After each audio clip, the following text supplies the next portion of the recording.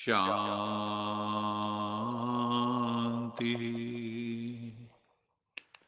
सत्यम शिवम सुंदरम सच्चिदानंद स्वरूप सत श्री अकाल मूरत दुख हरता सुख करता परम पिता परमात्मा की परम प्रिय संतान प्यारे भाइयों तथा बहनों, आज 16 फरवरी 2022 की मुरली मंथन से पूर्व यश जी हमें एक सुंदर सा प्यारा सा गीत सुना रहे हैं। उसके बाद मुरली का सार। वरदान लुटाने वाले, सद्ज्ञान सुनाने वाले, आठों ही पहर मेरे तेरे ध्यान में लग जाए। वरदान लुटाने वाले, सद्ज्ञान सुनाने वाले, सोचा न कभी पहले बिन मांगे वो पाया, जिसे ढूंढ रही दुनिया उसने हमें अपनाया। वाह! कोई पूछे कौन मिला, मुख कैसे बतलाए। वरदान लुटाने वाले, सद्ज्ञान सुनाने वाले। जब वो मस्ती चढ़ती है तो दिल करता है मौन के भीतर उतर जाए। चुप रहना चाहे हम तो ये आंखें बोलती हैं, इनमें बसता है तू, सब भेद ये खोलती है। चेहरे की ये मुस्कान तेरा पता बता जाए। वरदान लुटाने वाले, सद्ज्ञान सुनाने वाले। उस परम पिता परमात्मा ने जो दिया है उसे दुनिया वालों ने नहीं देखा, क्योंकि ये गुह्य विद्या, ये अंतर्मुखी विद्या भीतर के एकांत में उतरने से मिलती है। जिसे वो परमात्मा जानता है, वायु रूह जानती है, जिसे वो रूहानियत से चमका देता है। तूने जो दिया हमको किसी और ने ना देखा, बस हम और तुम थे जब बदली जीवन रेखा, चमके क्यों न भाग्य भला, भगवान जो चमकाए। वरदान लुटाने वाले, सद्ज्ञान सुनाने वाले।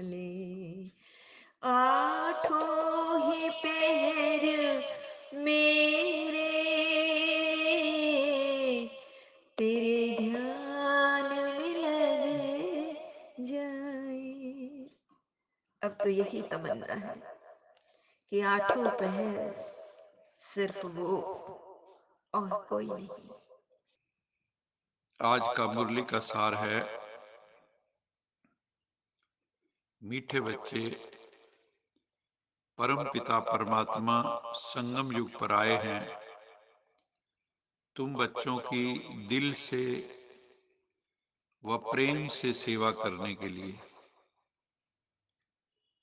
प्रश्न उठता है, परम पिता परमात्मा हम बच्चों की, हम आत्माओं की कौन सी सेवा करते?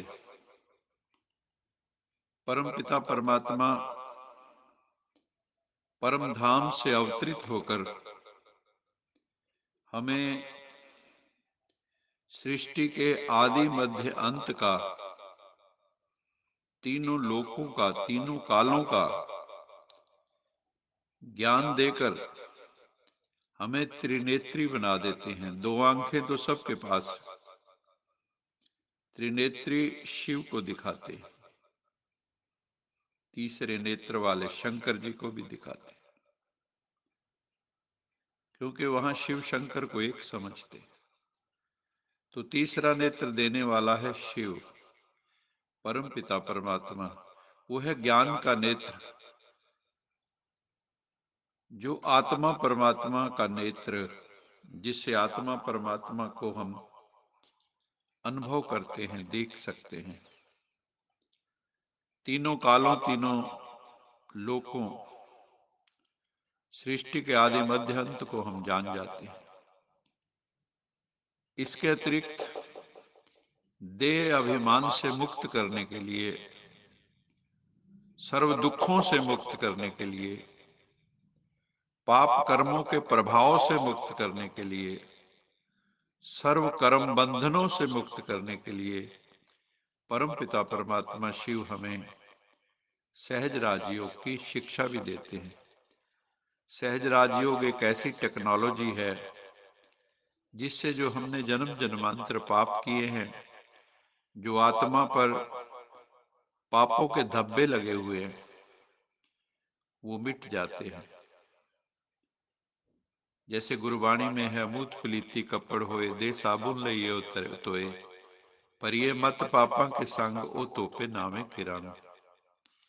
कि जो कपड़े अगर हमारे मैले हो जाते हैं तो हम साबुन से धो लेते हैं, लेकिन अगर हमारे परिये मत पापा के संग, जो हमारी मति बुद्धि पापों से भर गई है, मैली हो गई है, उसको खत्म करने के लिए प्रभु की याद, सहज राजयोग यही काम में आती है। तो मेडिटेशन द्वारा ही हम उन पापों से मुक्त हो सकते हैं, राजयोग मेडिटेशन द्वारा। बाबा ने बताया है कि अभी ये ड्रामा का अंतिम चरण चल रहा है, फैग एंड ऑफ कलयुगा।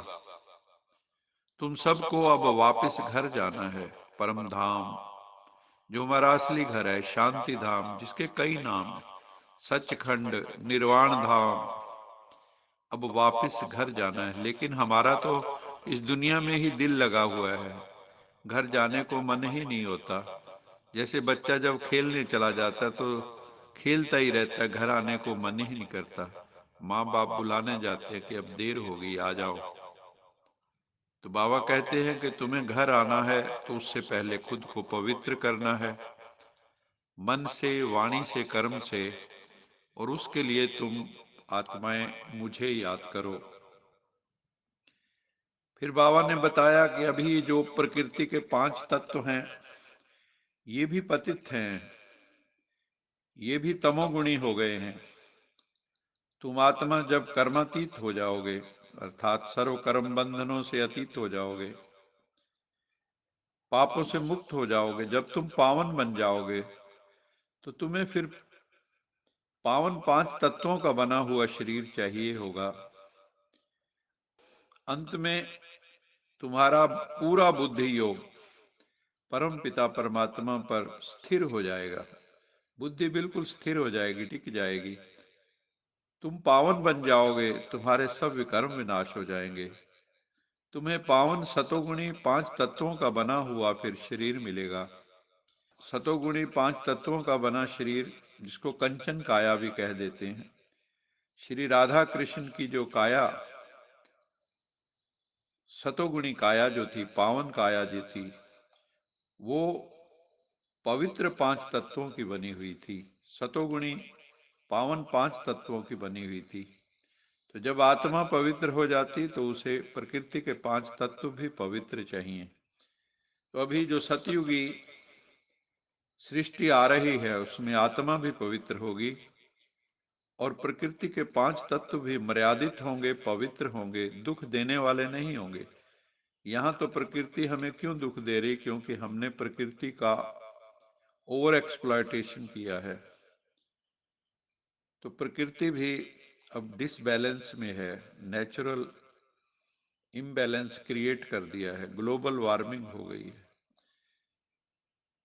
तो इसलिए बाबा ने कहा कि आत्मा पवित्र बनेगी तो उसको शरीर भी पवित्र चाहिए।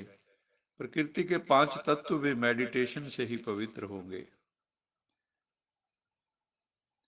फिर बाबा ने कहा, आपका एक शुद्ध संकल्प व श्रेष्ठ शक्तिशाली संकल्प बहुत कमाल कर सकता है। शुद्ध संकल्पों का बंधन कहो व घेराव कहो, कमजोर आत्माओं के लिए छत्र छाया बन जाता है, सेफ्टी का साधन बन जाता है, एक किले का काम करता है। तो इसलिए शुद्ध संकल्प रखने हैं, शुभ संकल्प रखने हैं हर वक्त। तो बाबा कहता है इसका अभ्यास करो। जब शुद्ध संकल्पों का अभ्यास करोगे तो इसमें भी शुरू में विघ्न आएंगे, युद्ध चलेगी, क्योंकि व्यर्थ संकल्प कई बार शुद्ध संकल्पों को कट कर देते हैं। लेकिन यदि हम दृढ़ संकल्प करेंगे, फर्म डिटर्मिनेशन से, कि हमारा साथी सर्वशक्तिवान भगवान है, शिव बाबा है, और हम समझेंगे कि हमारे मस्तक पर विजय का तिलक लगा हुआ है, जब हम इस संकल्प को पावरफुली इमर्ज करेंगे अपने भीतर, तो व्यर्थ मर्ज हो जाएगा और शुद्ध संकल्प इमर्ज हो जाएगा। तो ये विधि बताई बाबा ने कि हमेशा ये समझो कि सर्वशक्तिवान परमेश्वर मेरे साथ है, मेरे मस्तक पर विजय का तिलक लगा हुआ है, और मैंने 5 विकारों को जीता है, मैंने व्यर्थ संकल्पों को जीता है। तो जब हम व्यर्थ को जीत लेंगे, अशुद्ध संकल्पों को जीत लेंगे, तो हम शुद्ध संकल्पों वाले, सतोगुणी संकल्पों वाले बन जाएंगे। जब परमपिता परमात्मा का धर्म ग्लानि के समय इस धरा पर दिव्य अवतरण होता है तो वो मुसाफिर की तरह आते हैं, सत्य धर्म की स्थापना करते हैं संसार में और वापस परम धाम चले जाते हैं, क्योंकि वो धर्म ग्लानि के समय ही आते हैं। हम आत्माएं भी परम धाम से, सोल वर्ल्ड से इस पृथ्वी रूपी रंगमंच पर पार्ट बजाने आती हैं। हमें भी इस दुनिया में एक मुसाफिर की तरह ही रहना चाहिए, लेकिन हम भूल जाते हैं जन्म लेते लेते। हम इस देह में, देह की दुनिया में, देह के पदार्थों में, देह के संबंधों में अटैच हो जाते, आसक्त हो जाते हैं और अपने घर को भूल जाते हैं, परम धाम को भूल जाते हैं, सचखंड को भूल जाते हैं। परम पिता परमात्मा अब आए हैं हमें स्वदेश की स्मृति दिलाने के लिए कि अपने देश को याद करो, तथा वापस स्वदेश ले जाने के लिए अभी परम पिता परमात्मा आए हैं। हमें याद रखना चाहिए, कोई भी देहधारी भगवान नहीं हो सकता। जिसने जन्म लिया है उसकी मृत्यु अवश्य होनी है। देहधारी के तो लौकिक माता पिता भी होते हैं और मृत्यु तो होनी ही है। श्रीमद् भगवत गीता में भी है, जातस्य ही ध्रुवो मृत्यु, जिसका जन्म हुआ है उसकी मृत्यु अवश्य होगी। लेकिन भगवान तो निराकार है, जीवात्माएं सब हैं साकार। भगवान तो सबका सदगति दाता है। इस समय सब तमो प्रधान, बाबा ने शब्द यूज किया आज, कब्र दाखिल हैं, चलती फिरती लाशें हैं, देह अभिमान में घूम रहे, आत्मा को भूले, परमात्मा को भूले हुए। बाबा आके उन्हें कब्रों से जगाते हैं। ये देह रूपी भी कब्र बन चुकी। अभी तुम जानते हो कि शिव बाबा ज्ञान का सागर है, दूसरा कोई ज्ञान का सागर हो नहीं सकता, सागर एक ही होता है, ज्ञान सागर बाबा। दूर देश से हम बच्चों के पास आते हैं। हम सब अंधियारे में पड़े थे, जानते नहीं थे कि हम सब इस बेहद ड्रामा के एक्टर्स, एक का पार्ट ना मिले दूसरे से। सब यूनिक एक्टर्स हैं, सबका गुण कर्म स्वभाव अलग अलग। इसलिए हमें ये एक्सपेक्टेशन नहीं करनी चाहिए कि हर आत्मा हमारे एक्सपेक्टेशंस पर खरा उतरेगी। ये हमारी रॉन्ग डिमांड है, इसके कारण हम दुखी भी रहते हैं। तो याद रखें, सब आत्माओं का पार्ट अपना अपना है। फिर बाबा ने कहा, हमने सुना भी है ना कि पुराणों में वर्णित है कि एक बार माता पार्वती ने भगवान शिव से पूछा, आप तो अजर अमर हैं और मुझे हर जन्म के बाद नए स्वरूप में आकर फिर से तपस्या करनी पड़ती है आपको प्राप्त करने के लिए, आपके अमर होने का क्या रहस्य है? तो भगवान शिव ने माता पार्वती से एकांत और गुप्त स्थान पर अमर कथा सुनने को कहा। पुराणों के मुताबिक शिव ने पार्वती को अमरनाथ की गुफा में अमृत्यु की कथा सुनाई थी। इस समय परमपिता परमात्मा शिव हम सब आत्मा रूपी पार्वतियों को आत्मा के अमरत्व की अमर कथा आबू पर्वत पर सुना रहे हैं। उस कथा में तो दिखाते हैं कि पार्वती सो गई थी। कोई कहते हैं कि दो तोतों ने वो कहानी सुनी, कोई कहते हैं दो कबूतरों ने वो कहानी सुनी। ऐसा मान्यता है। पार्वती सो गई और कबूतर या तोते हूं हूं करते रहे और भगवान ने उनको कथा सुनाई। लेकिन ये जो कथा है, ऐसा दिखाते हैं कि पार्वती पूर्व जन्म में सती थी। सती का क्या अर्थ है? ऐसी आत्मा जो सत्य की खोज करने वाली है, सत्य की खोज करने वाली जिज्ञासु आत्मा। और फिर अगला जन्म उनका पार्वती का होता है। पार्वती अर्थात पर्वत की तरह स्थिर बुद्धि, स्थित प्रज्ञ। खोज खत्म हो गई, स्थित प्रज्ञ हो गई, स्थिर बुद्धि हो गई। अमर कथा जो है, सती से पार्वती बनने की कथा है।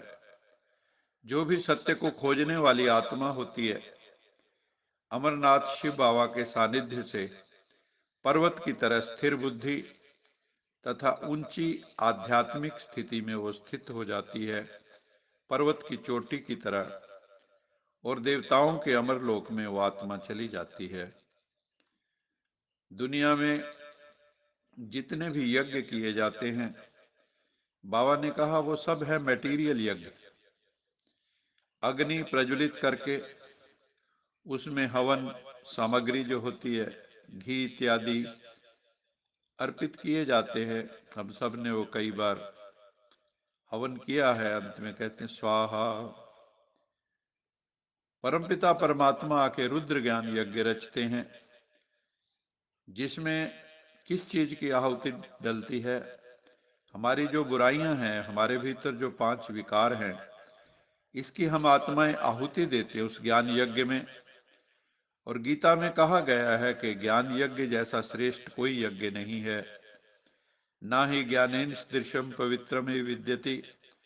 और दूसरा, ज्ञान के सदृश पवित्र करने वाली दूसरी कोई वस्तु भी नहीं है।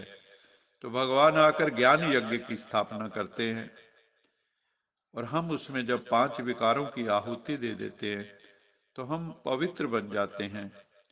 और ये जो यज्ञ परमात्मा ने रचा, इसमें ये जो पुरानी दुनिया की सामग्री है वो सब इसमें स्वाहा होने वाली है। और इस परमात्म यज्ञ द्वारा नर नारी क्या बन जाएंगे? देवी देव, देवी देवता बन जाएंगे। तो हम सबको इस यज्ञ में, इस रुद्र ज्ञान यज्ञ में अपने 5 विकारों की आहुति देनी है ताकि हम पवित्र बन सकें मन से, वाणी से, कर्म से, और देवी देव पद को प्राप्त हो सके। आज की मुरली का स्लोगन है, फरिश्ते स्वरूप का साक्षात्कार कराने के लिए शरीर से डिटैच रहने का अभ्यास करो। बाबा ने कहा, एंजेलिक फॉर्म हमारी कैसे प्रत्यक्ष होगी? हमें बॉडी से डिटैच होना सीखना होगा, सोल कॉन्शियस स्थिति में स्थित होना होगा, गॉड कॉन्शियस स्थिति में स्थित होना होगा, स्वीट होम जो हमारा आत्माओं का स्वदेश, स्वीट साइलेंस होम में स्थित रहना होगा। जब हम शरीर से डिटैच हो जाएंगे, आत्म स्वरूप में स्थित हो जाएंगे, परमपिता परमात्मा के साथ अटैच हो जाएंगे, तो हमारे द्वारा, हमारे चेहरे द्वारा, हमारे पूर्ण अस्तित्व द्वारा फरिश्ते स्वरूप का साक्षात्कार अन्य आत्माओं को भी होने लगेगा। जैसे कोई संसार में अच्छे इंसान होते हैं तो लोग कहते हैं ना, ये तो फरिश्ते जैसा है, ये तो एंजल है, ये तो देवता जैसा है। तो हमारा वो स्वरूप, फरिश्ता स्वरूप इमर्ज हो जाएगा। लेकिन उसके लिए साधना कौन सी है? कि हमें शरीर से डिटैच होना है। अच्छा मीठे मीठे सिकिल दे बच्चों प्रति माता पिता बाप दादा का याद प्यार गुड मॉर्निंग। रूहानी बाप की रूहानी बच्चों को नमस्ते। हम हम रूहानी बच्चों की रूहानी माता पिता बाप दादा को याद प्यार गुड मॉर्निंग और नमस्ते। सदा रहो हंसते, कहीं नहीं फंसते, बन जाओ, फरिश्ते, बांध लो अपने, बसते चलो प्रभु के रास्ते। वाहिगुरु जी का खालसा, वाहिगुरु जी की फतेह। बोल साचे दरबार की जय। लोका समस्ता सुखिनो भवन्तु, लोका समस्ता सुखिनो भवन्तु, लोका समस्ता सुखिनो भवन्तु।